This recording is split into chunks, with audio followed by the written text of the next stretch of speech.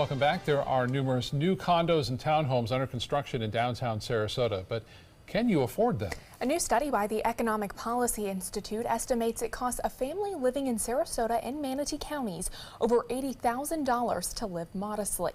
But the average annual wage is only half of that. ABC 7's Taylor Torregano is live on Lemon Avenue, downtown Sarasota, with more details. Taylor? Good evening, Jacqueline Scott. There's a complex under construction to my right, another one to my left, but here at the Mandeville Beer Garden, a landscaper tells us his story of a man who was forced out of his home to make room for all of these new ones being developed. A landscaper, gardener, artist, Joel Garcia Vela wears many hats, but no salary was enough to keep renting the home he had lived in for 10 years. My rent was raised 2-3 times.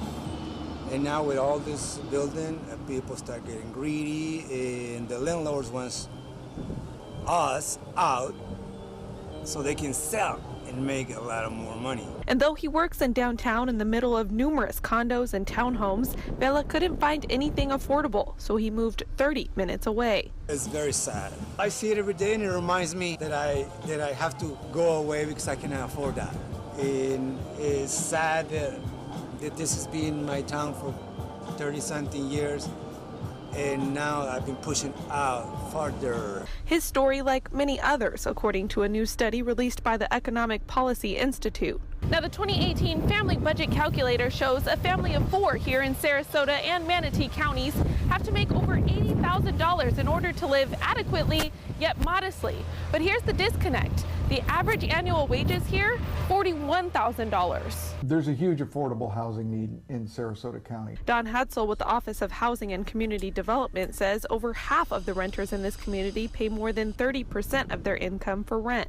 He says the solution is money from the state of Florida allocated for this very purpose. But for the last 10 years, legislatures have used that money elsewhere. For example, this year, Sarasota County should have received $3.7 million in funding for housing, $3.7 million, and instead we received less than $700,000.